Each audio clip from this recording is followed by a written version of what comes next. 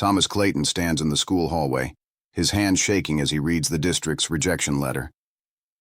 Decades of building empires through profit suddenly means nothing. His own systems, the ones he'd created, are now destroying his son. Margaret Chen's words echo, "We can't afford inclusion." But Thomas's eyes are steel. He's about to burn down everything he built. And this time, it's personal. Before we dive in, comment below where in the world you're watching from. And don't forget to click subscribe to see how one man's awakening changes everything. Thomas Clayton sat alone in his penthouse office, the city sprawling beneath him like a chessboard he'd already won. At 48 years old, he had built an empire that controlled markets, influenced policy, and made him one of the wealthiest men in America. Floor-to-ceiling windows showed him everything he'd conquered, yet from this height, everything looked small. He turned away from the view and faced the real reason he was still awake at 3 in the morning. His son. 7-year-old Devin lay in a hospital bed downstairs in the master suite, his small body paralyzed from the waist down after a car accident 3 months ago. The boy used to run. He used to laugh so loud it echoed through the penthouse. Now he communicated through blinks and the occasional sound that sounded more like pain than words. Thomas had already hired the best neurologists in the country. He'd paid for experimental treatments, physical therapy, occupational therapy, behavioral therapy. He'd turned the penthouse into a medical facility. Nothing worked. Nothing changed except the look in Devin's eyes, which shifted from hope to something darker every single day. The accident had stolen more than the boy's legs. It had stolen his will. 3 months of watching his son fade was breaking Thomas in ways he never thought possible. He'd faced hostile takeovers and billion-dollar lawsuits with ice in his veins, but he couldn't face his own child without feeling like he was drowning. Devin's mother had left 2 weeks after the accident. She couldn't handle it, she'd said. She needed space to process. That was 6 weeks ago, and she hadn't called once. Thomas didn't blame her, though part of him wanted to. Grief made people selfish. He understood that now. But it didn't make the silence easier. It didn't make watching Devin stare at nothing any less devastating. That morning, Thomas received another call from Dr. Patterson, the physical therapist who'd lasted longer than the others. His voice was careful, measured, professional. He couldn't continue the sessions, he explained. Devin wasn't responding to any intervention. More importantly, the boy had expressed a thought that required intervention from a different kind of specialist. Thomas felt ice slide down his spine as Dr. Patterson chose his words carefully. Devin had asked him, in a way only the boy knew how to communicate, if the doctors could make the pain stop. Not the physical pain, though there was plenty of that. The other kind. The kind that made him ask if he could just go to sleep and not wake up.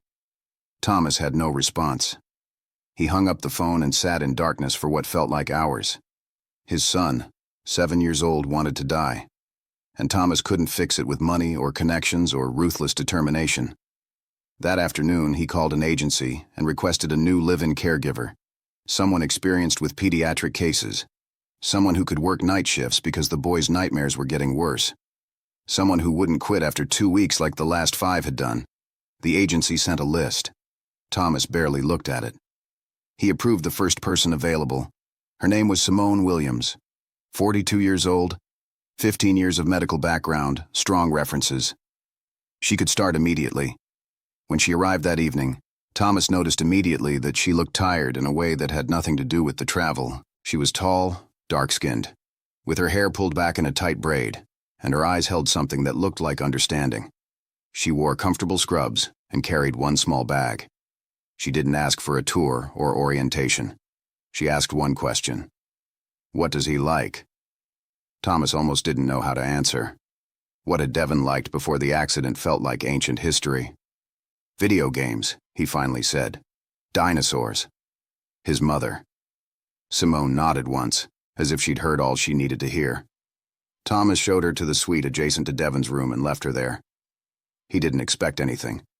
He'd stopped expecting anything weeks ago. That first night, Simone didn't force herself on Devin. She didn't try to make him talk or engage or participate in any kind of therapy. She simply sat in the chair beside his bed and read a book to herself. Not to him. She didn't use a bright lamp. She used the soft glow of a small nightlight, and when Devon's breathing became ragged with panic around midnight, she didn't move toward him. She just spoke softly without looking at him. "Everyone's scared at night sometimes," she said. "It's okay to be scared." She didn't offer solutions. She just sat there, present, steady, and something about that presence seemed to calm the boy's panic more than any medication had. By morning, Devon had slept through without incident for the first time in weeks. Thomas found him awake but quiet, staring at Simone as she made breakfast in the small kitchenette of the suite. She moved like she knew what she was doing, which she did. But there was something else. A gentleness in how she moved around the boy. Never rushing, never forcing. She simply existed in his space without demanding anything from him. The days that followed established a pattern. Simone didn't wake Devon with exercises or stretches or therapy. She woke him with soft music and the smell of breakfast. She helped him with personal care without making it seem like an ordeal. She spoke to him, but not in that careful voice people used with sick children, like they might break if you spoke normally. She spoke to him like he was a person, like he was still Devon, not Devon the paralyzed boy. Thomas watched from the doorway, unsure what was happening but unable to look away. One morning, Simone asked Devon a simple question while helping him into his wheelchair.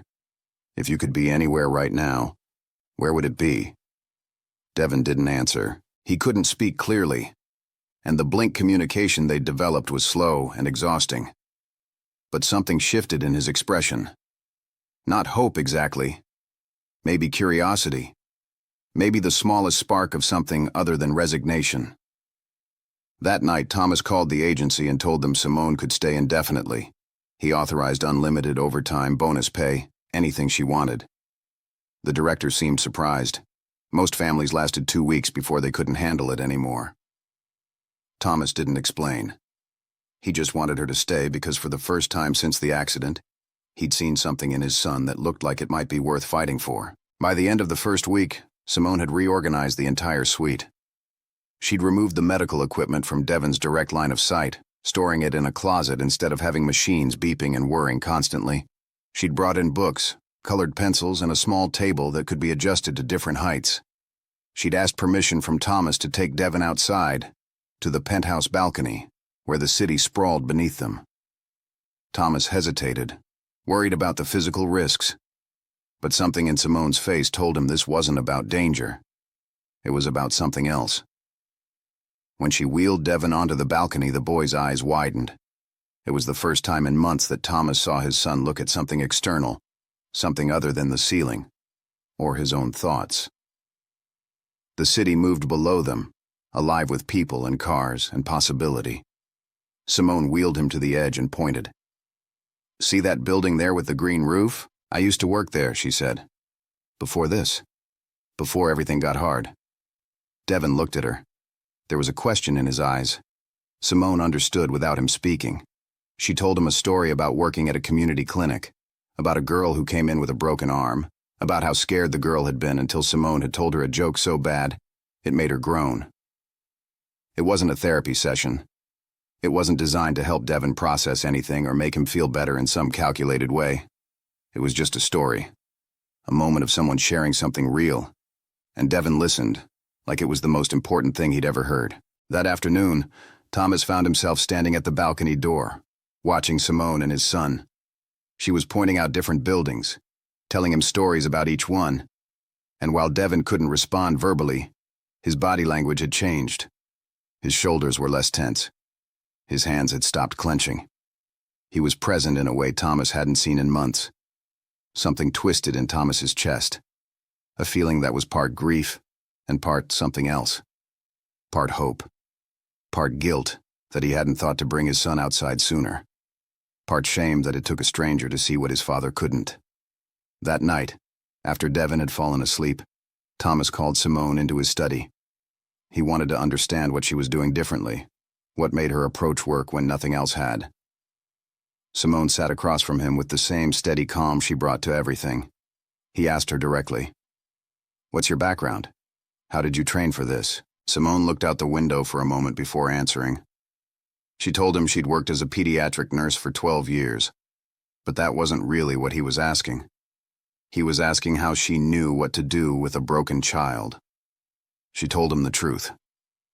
She'd been broken once too, not in the same way, not physically paralyzed, but broken in a way that made her think she wouldn't survive. She didn't go into details, and Thomas didn't ask for them, but something in her voice told him she understood despair from the inside. She knew what it felt like to think there was no point in going forward, and more importantly, she knew what it took to change that thought, even slightly. Thomas felt something shift inside him. For weeks, he'd been approaching Devon's situation like a problem to solve, an enemy to defeat. But Simone wasn't trying to fix anything. She was simply refusing to abandon his son. She was staying. She was showing Devon that someone who knew how dark things could get was still choosing to show up every morning. 2 weeks into Simone's employment, Devon made a sound. Not words, but a deliberate vocalization that wasn't pain or fear. It was something like a laugh. It came when Simone was helping him with breakfast and knocked over a glass of juice while making an exaggerated face of horror.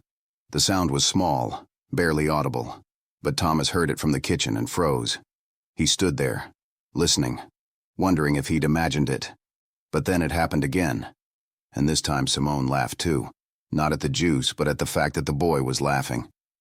Thomas gripped the edge of the counter, his hands shaking. He couldn't remember the last time his son had made a sound that wasn't distressed. He couldn't remember the last time he'd seen anything close to joy on the boy's face. That evening, he found himself looking at Simone differently, not as an employee, not as someone hired to manage a problem, but as someone who had walked into his house and seen his son the way he needed to be seen.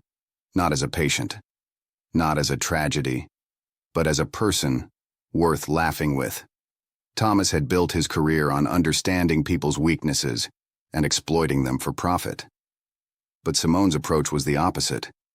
She saw Devon's fragility and responded not with pity or clinical distance, but with her own presence, with her own willingness to be broken alongside him.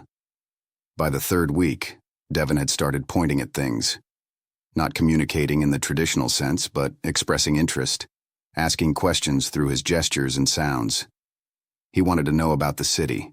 He wanted stories. He wanted to understand the lives of the people he could see from the balcony. Simone provided all of it, never making it feel like therapy, never turning it into a lesson plan. She just shared, and in sharing, she created space for Devon to want things again, to be curious again, to engage with life instead of just enduring it. Thomas began leaving his work. He'd never done that in his life. The company had always come first, the profit margin, the next acquisition. But now he found himself choosing to sit on the balcony with Devon and Simone, listening to her stories about the city, watching his son's face as he took it all in. One afternoon, while Devon was resting, Simone found Thomas in his study. She closed the door quietly behind her and told him something he needed to hear. "Your son is still in there," she said. "The accident took a lot from him, but it didn't take all of him. And right now, what he needs more than any therapy or treatment is to know that someone believes there's still something worth being." Thomas couldn't respond. He looked at this woman, who had worked in his home for less than a month, and realized she understood his son better than he did. She understood that what Devon needed wasn't fixing. He needed witnessing. He needed someone to stay in the dark with him until he was ready to find light again. That night, Thomas sat beside Devon's bed after Simone had gone to sleep. He took his son's small hand and whispered something he hadn't been able to say since the accident. "I'm sorry I wasn't enough. I'm sorry I didn't know how to reach you. But I'm here now, and I'm not going anywhere." Devon's eyes were closed, but his fingers tightened around Thomas's hand. It was subtle, barely perceptible, but it was real. It was the first time his son had initiated physical contact since the accident. Thomas sat there holding that small hand, and for the first time, he didn't feel like a failure. The breakthrough came on day 31.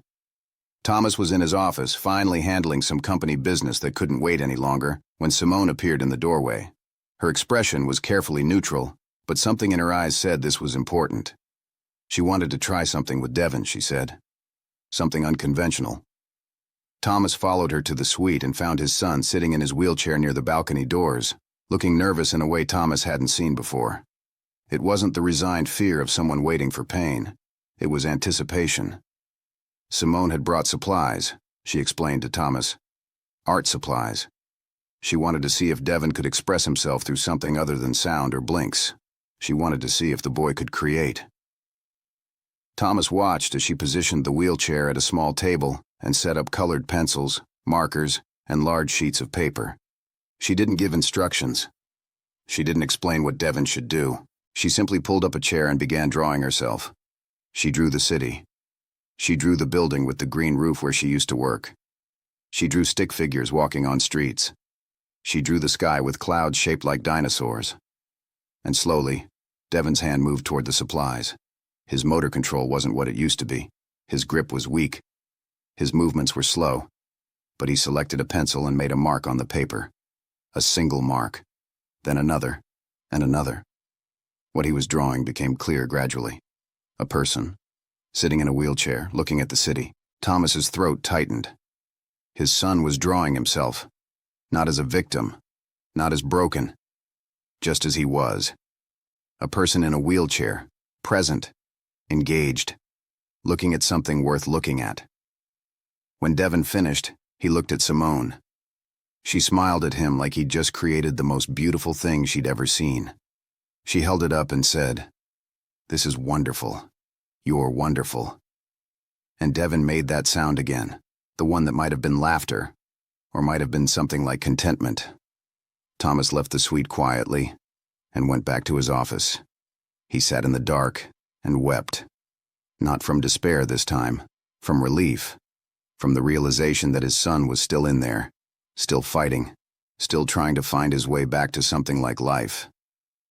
And it had taken a stranger, a woman with her own broken past, to show him that coming back didn't mean being fixed. It meant being witnessed. It meant someone refusing to give up even when giving up looked easier. Over the next week, Devon filled the walls of his suite with drawings. Each one showed him in his wheelchair, in different settings. In the city, at the balcony, sitting next to Simone. The drawings weren't technically skilled, but they were honest. They showed a child processing his new reality through the only language that now came easily to him. Thomas realized something profound while watching his son create. Devon wasn't drawing because he was healed. He was drawing because for the first time since the accident, he had something to say. He had feelings and thoughts and perspectives that couldn't wait to come out. And Simone had created the space for that expression without forcing it, without making it therapeutic, without turning it into another treatment plan. She'd simply shown him that his story mattered, that the way he saw the world was worth capturing and sharing. One evening, Thomas found himself in the kitchen with Simone while she prepared dinner. He asked her the question he'd been avoiding. How do you do this? How do you work with children who've been broken and not carry that weight home with you every night?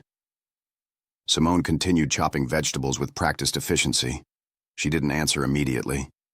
When she finally spoke, her voice was quiet and deliberate. My daughter was paralyzed for 6 months when she was 12, she said. Car accident. A drunk driver ran a red light, just like your Devon. I was a different person back then. I thought, if I just tried hard enough, if I just pushed hard enough, I could fix it. I could make her walk again. I turned her recovery into a project. And you know what happened?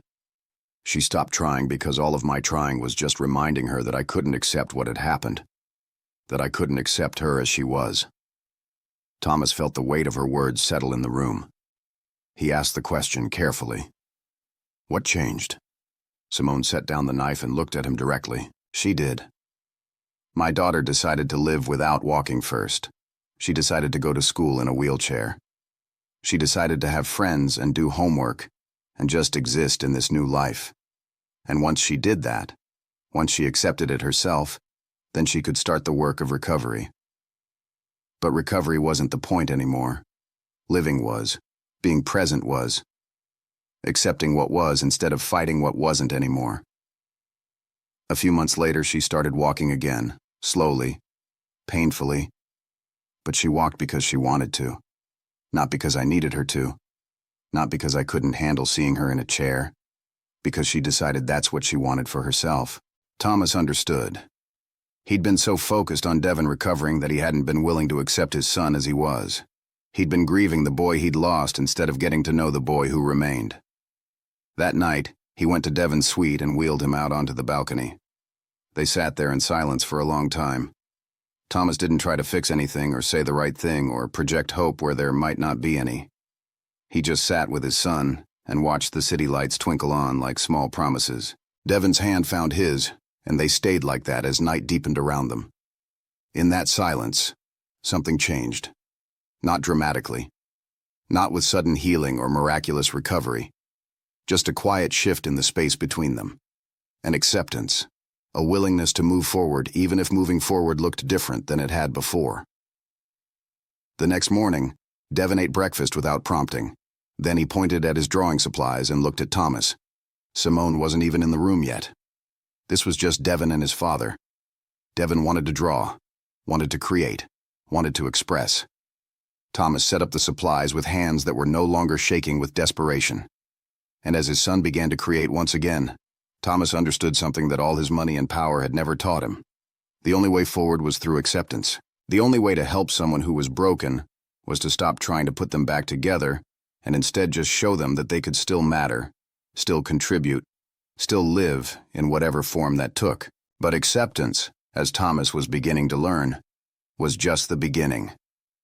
Because while Simone had brought Devon back from the edge of despair, the boy still faced enormous physical limitations. His legs were still paralyzed. His motor control was still compromised. His future was still uncertain. And Thomas knew that acceptance alone wouldn't be enough to navigate what came next. He knew there were systems in place. Medical establishments, school districts, a world that wasn't built for children in wheelchairs. And he knew that this fragile progress they'd made could crumble if real obstacles appeared. He knew because he'd built those obstacles himself. He'd profited from systems that weren't accessible, from companies that didn't accommodate disabilities, from a world designed for the able-bodied. And now his son was part of the group he'd never had to consider before. The realization was humbling and terrifying in equal measure, because unlike the problems he solved in his boardroom, this wasn't something money alone could fix. This required him to challenge the systems he'd built his fortune on. And that meant everything in Thomas's carefully ordered world was about to change, in ways he couldn't yet anticipate, in ways that would test everything he thought he knew about power, privilege, and what it meant to be a father. 6 weeks into Simone's employment, Thomas received a call from the school district. Devon was still registered in 2nd grade, they informed him, and they needed to discuss his return to campus. Thomas felt his stomach tighten. He hadn't even thought about Devon going back to school. The boy had been home since the accident, and bringing him into a structured environment felt premature, dangerous even. But the district was already making plans, they said.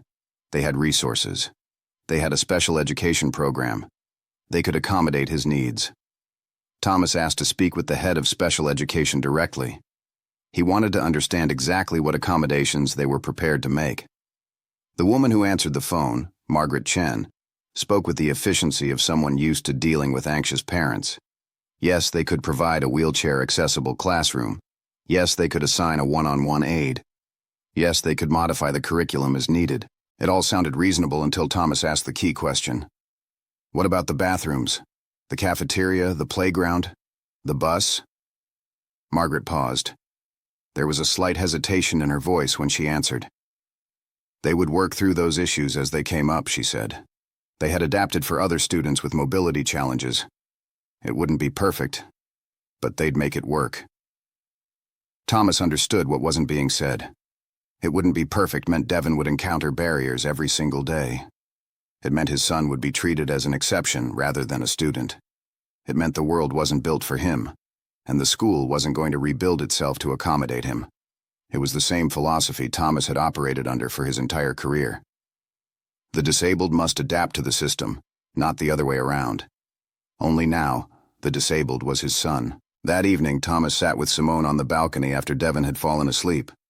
He told her about the school district's plan, and he watched her expression carefully. He expected her to push him toward it, to encourage Devon's reintegration into normalcy. Instead, Simone was quiet for a long time. Finally, she asked a question that cut through everything. What does Devon want? Thomas opened his mouth to answer and realized he didn't know. They'd been so focused on Devon's physical survival, on getting him to want to live, that they hadn't asked him what he actually wanted for his future. That night, Thomas sat with his son after tucking him into bed. He asked Devon about school, about being around other kids, about what he thought about going back. Devon's communication was still limited, but his eyes could express volumes. Thomas saw fear there, but also something else: uncertainty. The desire to be normal, mixed with doubt about whether normal was still possible. Thomas promised Devon they would figure it out together. No rushing, no assumptions. Just the two of them and Simone working through what came next. But even as he made that promise, Thomas knew something else. They couldn't figure this out alone. Devon needed more than acceptance and love. He needed a world that was built to include him. And Thomas was beginning to understand that building that world meant dismantling the very systems he'd spent his entire career constructing. The next morning, Thomas made a decision that would alter the course of his life. He called his office and told his executive team he would be taking a leave of absence. Indefinite. No, he didn't know how long. Yes, they would manage without him. No, his board could not convince him otherwise. The CEO of a multi-billion-dollar pharmaceutical company was stepping away to focus on his family. His team was stunned, but Thomas didn't care about their reaction. For years, he'd measured success in quarterly earnings and market share. But watching Devon wake up each morning with a little more light in his eyes, watching Simone patiently help his son navigate this new reality, Thomas understood that success meant something completely different now. Success was his son choosing to live. Success was watching Devon draw and laugh and want things. That was worth more than all the acquisitions in the world. With his time freed up, Thomas began researching accessibility laws, disability rights, ADA requirements for schools. He discovered a landscape of regulations designed to protect people like Devon, and then he discovered how routinely those regulations were ignored. Schools claimed budget constraints. Municipalities said the costs were prohibitive. Businesses argued that retrofitting for accessibility was impractical. Thomas recognized the language because he'd used it himself for decades. It was the language of convenience dressed up as reasonability. And now he saw it for what it really was: discrimination wearing the mask of pragmatism. He visited Devon's school personally, walking through the hallways in his Italian leather shoes and custom suit, and seeing it through new eyes. The stairs without ramps, the bathrooms designed for the able-bodied, the playground equipment that Devon couldn't access, the cafeteria line that would be impossible in a wheelchair. He saw all the tiny ways the world had been designed to exclude his son, and for the first time in his life, Thomas felt genuine rage. Not the cold, calculated anger he used in boardroom negotiations, but a burning, visceral fury that his child would have to navigate all of this just to get an education. Margaret Chen met with him in her office, a small room overflowing with files and inspirational posters about inclusion and belonging. The irony wasn't lost on Thomas. She was defensive, explaining budget constraints and district policies. Thomas listened to every excuse, and then he asked a simple question. If Devon wasn't my son, if we didn't have money, would your district still be so willing to make things work? Margaret's face flushed. She didn't answer directly, but she didn't need to. The silence was answer enough. As Thomas drove back to the penthouse, he thought about all the children who couldn't afford an expensive lawyer or a parent who had the power to make noise. He thought about all the families navigating these same barriers without resources or connections. And he thought about how his own fortune had been built on ignoring their struggles. That night, Thomas sat in his study and made a decision that would reshape more than just his own life. He would use his fortune and influence not to exploit systems anymore, but to break them open. He would make Devon's school accessible, not by paying for exceptions, but by demanding structural change. He would do it in a way that forced the district to confront their own resistance. He called Margaret Chen at home, knowing it was late, knowing it would be uncomfortable. He spoke calmly and clearly, outlining exactly what changes needed to happen before Devon set foot on that campus. Full accessibility. Not partial. Not makeshift. Complete and permanent. Every bathroom retrofitted. Every doorway widened. Every staircase given an alternative route. Every program adjusted. He wanted a timeline. He wanted it in writing. And he wanted her to understand that if the district couldn't manage it, his legal team would make them. He wasn't asking for Devon's accommodation anymore. He was demanding systemic change that would benefit every disabled student that district served. Margaret's response was predictable. Budget issues, legal complexities, feasibility studies needed. Thomas listened to every objection, and then he made an offer that stopped her mid-excuse. He would fund it privately. All of it. $20 million to make the school accessible. Not as a donation. As a condition of Devon's attendance. Margaret tried to protest the optics of it, but Thomas cut her off. The only optics that mattered were the ones showing a school willing to include all children. When he hung up, Thomas felt something he hadn't felt in years. Purpose. Not the empty purpose of acquiring more wealth, but the purposeful clarity of a man who'd finally understood what mattered. Simone found him in the study hours later. She didn't ask what he'd done. She already knew. She could read Thomas the way she read Devon, through observation and presence, rather than explanation. She sat across from him and spoke with the directness that had become her trademark. "This will make things harder before it gets easier," she said. "People resist change. They especially resist being forced to confront their own negligence." Thomas nodded. He understood. What he was doing would paint a target on his back. The district would resist publicly. The media would speculate about his motives. Some would say he was trying to buy his way out of guilt. Some would call it performative activism. But Thomas had made peace with that. His son deserved a world that included him. And if making that world meant destroying his reputation, so be it. He'd spent decades building a reputation as a ruthless businessman. Perhaps it was time to destroy it in service of something that actually mattered. Over the next 2 weeks, the battle began. Thomas's legal team filed complaints with the state education board about ADA violations. They cited specific instances of inaccessibility. They presented documentation of discrimination. The school district fought back, their lawyers flooding Thomas with motions and counter-motions. But Thomas had something they didn't. Unlimited resources and nothing left to lose. He held a press conference where he stood beside Devon's wheelchair and explained exactly what the school wasn't providing. He spoke about his own culpability in building systems that excluded disabled people. He spoke about the families who couldn't fight back the way he could. He spoke about the moral bankruptcy of a system designed to fail certain children by design. The video went viral. News outlets picked it up.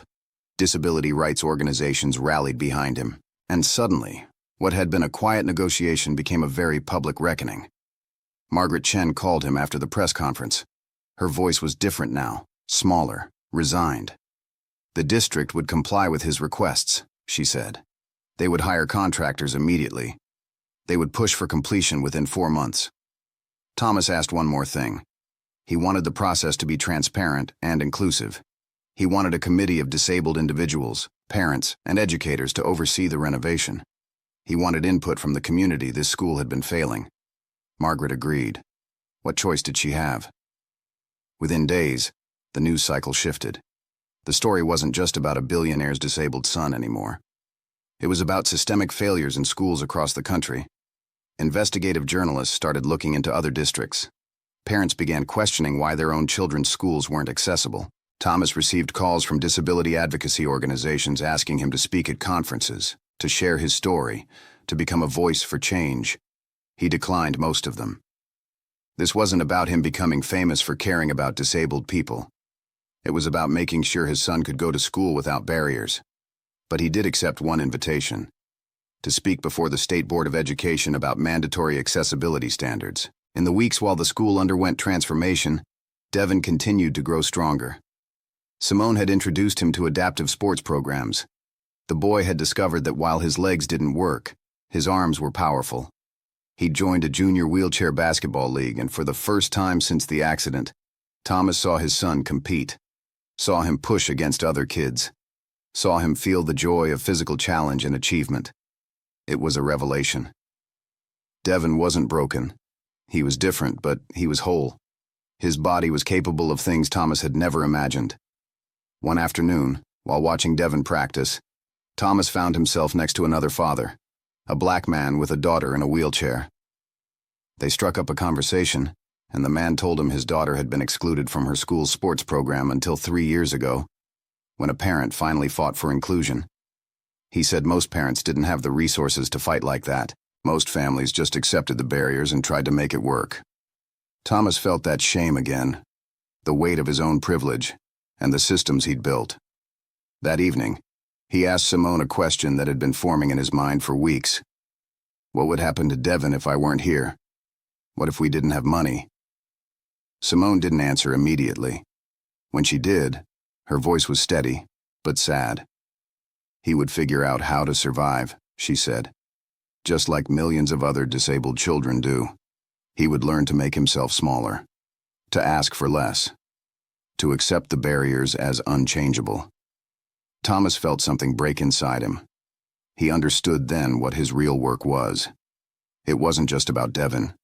It was about making a world where every child, regardless of their parents' wealth or power, could expect to be included. The school renovation took 3 months instead of 4. The contractors, aware that they were working under intense public scrutiny, pushed hard to exceed expectations. Ramps were installed throughout the building. The bathroom facilities were completely redesigned to be fully accessible. The cafeteria was reconfigured. The playground was replaced with equipment that could be used by children with different mobility levels. Elevators were added. Technology was integrated to help students with various disabilities. And through it all, members of the disability community, many of them parents who'd been fighting this battle for years, worked alongside the contractors to ensure the work was done right. Thomas attended every community meeting. He listened to stories from parents who'd been waiting years for their children to be included. He heard about a girl with cerebral palsy who'd been kept home from school for years because it wasn't accessible. He heard about a boy with autism whose school had refused to admit him. He heard about a child with hearing loss whose district didn't provide interpreters. And with each story, Thomas's commitment deepened. This wasn't charity. This was justice. This was the baseline of what a functioning society should provide. Devin's first day back at his original school came on a Monday morning in September. The summer had been transformative for him. He'd grown taller, stronger. His communication had improved significantly. While he still couldn't speak fluently, he'd worked with Simone and a speech therapist to develop better word approximations and could use a communication device for more complex thoughts. But more than the physical improvements, something fundamental had shifted in Devin. He wasn't a boy who'd survived an accident anymore. He was a student, an athlete, a person with abilities and desires and a future that extended beyond his disability. Thomas helped him get ready that morning, choosing the clothes Devin had picked out the night before. A blue shirt with a dinosaur on it, jeans, special shoes with good ankle support. Devin moved through the routine with calm determination. He was nervous, Thomas could tell. But it was the good kind of nervous. Anticipation, excitement, the nervous energy of someone about to start something new, not the fearful paralysis of someone facing punishment. Simone had packed his lunch and his communication device. She'd worked with his teachers to ensure all his needs would be met, but she was careful not to hover or overprotect. Devin was ready for this. He'd been preparing all summer. Thomas wheeled his son to the front of the school, taking in the site, the ramps, the accessible entrance, the modified playground equipment, the physical evidence of change. Students and parents moved past them, and Thomas noticed something important. Most of them didn't stare at Devin. The school community had been prepared for his arrival. Teachers had worked with students about disability and inclusion. What had been framed as an exception before now felt normal. Devin rolled through the doors of his school, and Thomas released his grip on the wheelchair. His son was no longer being pushed toward his future. He was rolling toward it under his own power. That first day stretched into a week. Devin came home tired but fulfilled. He had a teacher who got him, classmates who included him, a lunchroom that didn't require special accommodation, a bathroom he could use independently, a playground he could participate in. The small things that Thomas had taken for granted his entire life were now revolutionary for his son. One afternoon, Devin asked Thomas a question through his communication device. "Can I go back tomorrow?" The question broke Thomas open. For months he'd been worried his son would never want to live, let alone want to go to school. And now Devin was asking if he could go back. Not in the sense of healing or recovery, in the sense of wanting to participate in life, wanting to be part of a community, wanting more. That evening, Thomas found a letter on his desk. It was from Margaret Chen. She wrote about how the renovation had changed not just the physical space of the school, but the culture. Teachers reported feeling like they were finally doing their jobs properly. Students had become more inclusive overall, not just with Devin, but with each other. The accessibility standards had created a better environment for everyone, not just disabled students. The letter ended with an acknowledgement of what she'd been missing before. She thanked Thomas for forcing her to see, for forcing the system to change, for refusing to accept the status quo. Thomas read it twice, and he realized something important. Margaret wasn't apologizing out of fear. She was expressing genuine transformation. She'd been part of a system that excluded people, and now she understood what inclusion actually meant. That understanding was worth more than $20 million. Months passed. Devin settled into school. He made friends, surprisingly quickly. One boy, a classmate with typical development named Marcus, became his best friend. Marcus didn't treat Devin like he was fragile or special. He treated him like he was normal, which was exactly what Devin needed. They played together at lunch. They studied together. They competed on the basketball court. One day, Devin invited Marcus over to the penthouse, and Thomas watched his son show his friend around with pride. "This is where I live," Devin communicated. "This is my dad. This is Simone. She's like my mom." The word hung in the air.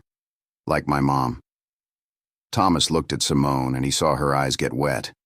The relationship between them had evolved so naturally that they hadn't explicitly defined it. Simone was Devin's caregiver, yes. But she was also so much more. She was the person who'd pulled his son back from the edge of despair. She was the person Devin called for when he was scared. She was the person who knew exactly how to help him without hovering, how to support him without controlling. She was, in every meaningful sense, Devin's mother. That night, after Marcus had gone home and Devin was asleep, Thomas made a decision. He asked Simone to marry him, not because he'd fallen in love romantically, though he cared for her deeply, but because she deserved to be acknowledged as what she'd always been. Family, Devin's parent, Thomas's partner in this new life they'd built together. Simone said yes without hesitation. She'd been waiting for this moment, she told him. She'd been waiting for Thomas to understand what she'd known all along. Family isn't about DNA. It's about showing up. It's about choosing to stay. The wedding was small, held at a botanical garden that was fully accessible. Devin was the ring bearer, rolling down the aisle in his chair with ceremony and pride. He bore the rings carefully, understanding the importance of the moment. Thomas and Simone exchanged vows that spoke to their shared journey. Thomas promised to use his power not to control, but to include. Simone promised to keep fighting for a world where Devin and children like him could thrive. They promised each other, and Devin, that they would be a family, that they would face the future together, whatever it brought. When they kissed, Devin made a sound that might have been a cheer. Friends and family applauded. It was simple and perfect and real. But while personal transformation was happening at home, Thomas wasn't finished with systemic change. He'd been contacted by advocates and parents from across the state. Would he help fund accessibility upgrades in their districts? Would he use his platform to push for policy changes? Would he work toward mandatory accessibility standards? Thomas realized that if he truly believed in change, he couldn't limit it to Devin's school. He established a foundation dedicated to school accessibility. He leveraged his remaining connections in business to secure funding from corporate donors who understood that inclusive design was good business. He worked with disability rights organizations to develop model accessibility plans that other districts could implement. He testified before the state legislature about the need for mandatory accessibility in all public schools. He spoke about his own journey from complicity to accountability. Some in the business community turned on him. They said he was betraying capitalism, that accessibility was too expensive, that he was being naive. But Thomas had moved beyond caring about their approval. He'd found something more important than wealth. He'd found purpose. A year after Devon's first day back at school, Thomas received an invitation to speak at the National Education Conference. They wanted him to share the story of Devon's transformation and the systemic changes that had followed. Thomas agreed, but only on one condition. Simone and Devon would speak too. This wasn't just his story. It was theirs. The conference was held in a massive convention center, fully accessible, which Thomas noted with satisfaction.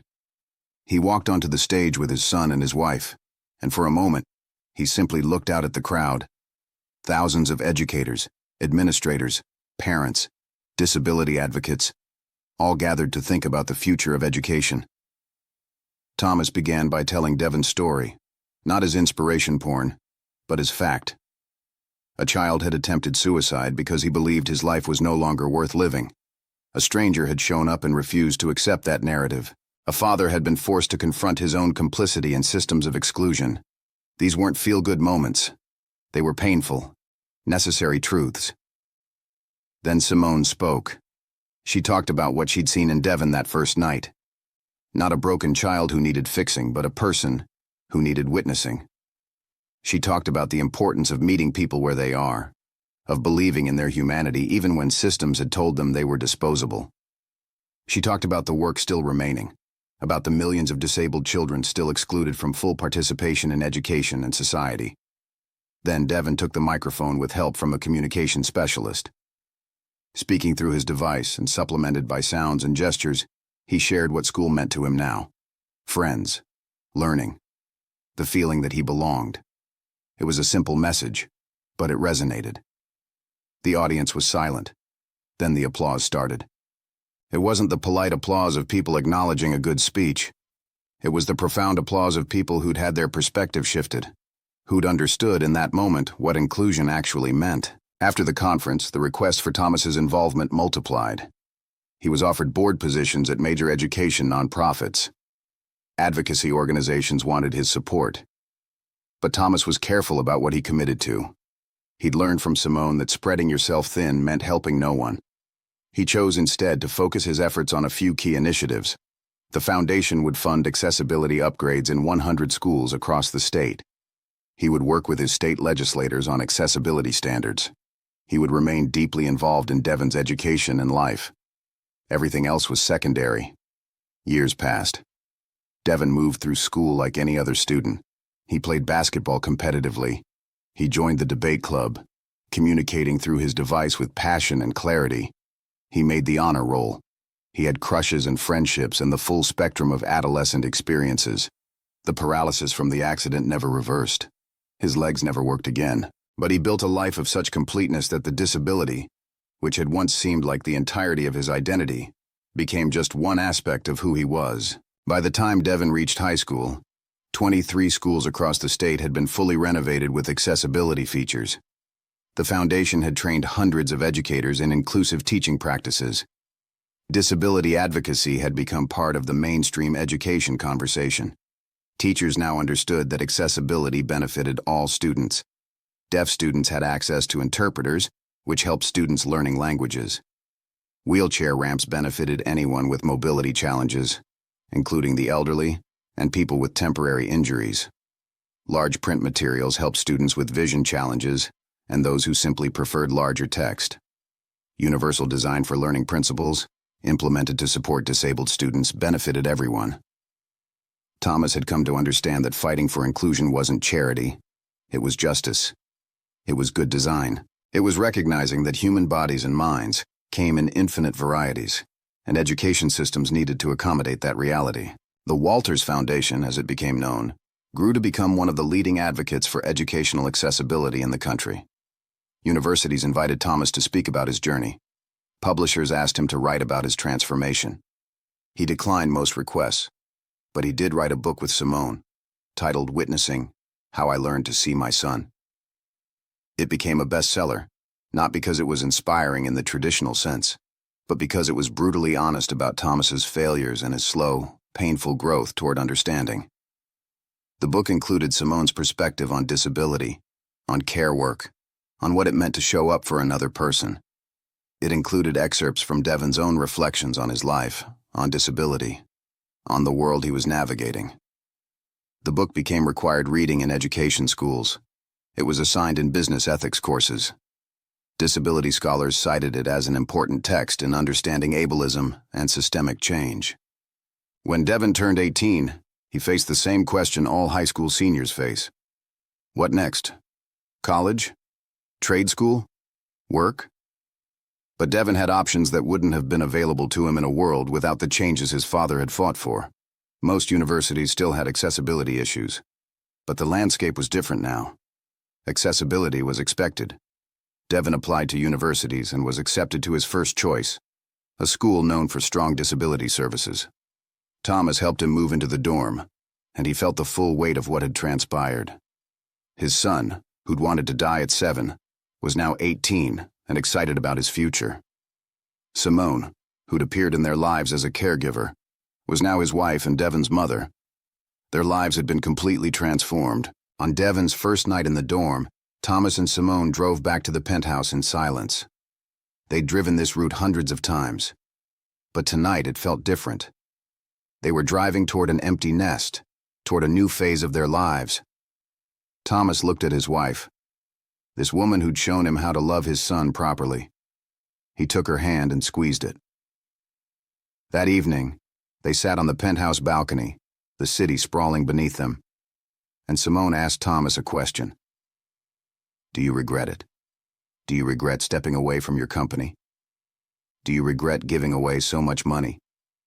Do you regret how your reputation changed? Thomas thought about his answer carefully. He thought about the years of building empires through exploitation. He thought about the moment he'd realized his own complicity in systems that excluded his son. He thought about the transformation that had followed.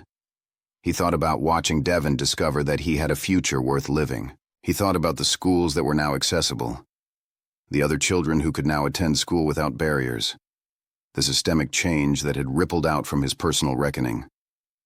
No, he said finally, I don't regret any of it. I regret the years I spent accumulating wealth instead of understanding what mattered. I regret being part of systems that hurt people like our son. I regret not figuring this out sooner.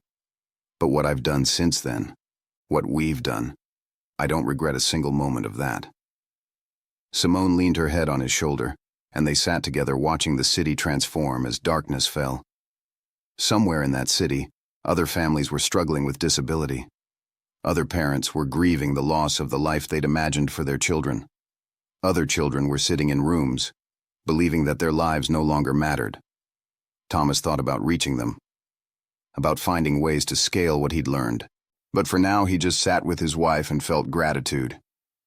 Gratitude for a maid who'd shown up one evening with nothing but presence and compassion. Gratitude for a son who'd chosen to live. Gratitude for a second chance to get things right. The foundation continued its work. A decade after that first day back at school, the landscape of education had shifted noticeably. States across the country had implemented mandatory accessibility standards. Universities were competing to become disability-friendly institutions. Technology companies were prioritizing accessible design. It wasn't perfect. Ableism still existed. Exclusion still happened. But there was now a different baseline, an expectation that disabled people belonged. That inclusion was the default, not a special accommodation. Devon, now 28 years old with a degree in education policy, worked for the foundation alongside his parents. He dedicated his career to ensuring that other children wouldn't have to fight as hard to belong in their schools. He traveled to districts, working with teachers and administrators, showing them how to implement accessibility. He told his own story, but he always did it in a way that centered other disabled people. He never presented himself as inspiration. He presented himself as evidence that disabled people deserved inclusion as a right, not as a charitable gift. Thomas watched his son do this work and felt a profound sense of peace. Everything he'd sacrificed had been worth it. One evening, while working late at the foundation office, Thomas received an email from an old colleague. She was still in the pharmaceutical industry, still running the company Thomas had stepped away from. She'd seen the good work he was doing. She wanted to know if he ever missed it. The power, the wealth, the status. Thomas read the email 3 times before responding. He thought about what he'd built in those corporate years. Profit margins and market share. He thought about the ethical corners he'd cut, the people he'd overlooked, the systems he'd perpetuated. Then he thought about what he'd built in the years since. A son who believed his life was worth living. A wife who was recognized as a parent and a leader. A foundation that had changed education for thousands of disabled students. A movement toward systemic inclusion that was spreading across the country. He typed his response carefully. "I don't miss it," he wrote. "I was building the wrong things. I've spent the last 20 years building the right things. That's worth more than all the wealth in the world." He hit send and sat back in his chair, feeling the weight lift from his shoulders. He'd made peace with who he'd been, and who he'd become. Years continued to pass. Devon got married to another advocate, someone they'd met at a disability rights conference. Their wedding was beautiful and fully accessible, held at the botanical garden where Thomas and Simone had married. Thomas walked his son down the aisle, and he wept. These were tears he'd never thought he'd cry. Tears of joy for a son who'd not only survived, but had truly lived. Tears for the journey they'd all taken together. Tears for the millions of disabled people who still fought for inclusion, but were increasingly finding allies in places of power. Simone stood beside him, squeezing his hand, understanding without words what he was feeling. After the wedding, as they watched Devon and his new spouse dance, Thomas turned to Simone. "I was thinking," he said, "that we should have a child together, not biologically, but through foster care or adoption. There are so many disabled children aging out of systems without support. We could offer them what we offered Devon, a place to belong." Simone smiled, and Thomas saw tears in her eyes. "Yes," she said simply. "Let's do that." Over the next 5 years, they fostered and then adopted 2 children, both with disabilities, both with stories of being told they didn't belong. They brought these children into their family with the same approach Simone had brought to Devon all those years ago. Presence, patience, witness. Neither child was miraculously healed or fixed, but both found what Devon had found: a reason to live, a community that included them, a world that had been expanded to make space for them. Thomas's penthouse, once a medical facility designed to manage a dying child, became a home full of children laughing and creating and being. The city sprawled beneath them, and Thomas sometimes stood at the window at night, looking out at the millions of lights, each one representing a life, each one containing stories of struggle and joy and meaning. He thought about all the systems he'd built that had left so many of those lives in darkness. And he thought about all the systems he was now working to change, to fill with light, to make room for everyone. It was the work of a lifetime. It was difficult and never finished. But it was right. And for Thomas Clayton, a man who'd once measured success in quarterly earnings, rightness had become the only measure that mattered. Finally, we've reached the end of this story. I'm extremely happy that you've made it this far. Thank you very much for watching. Comment below what you thought and what was the best or worst part. Don't forget to subscribe. Until next time.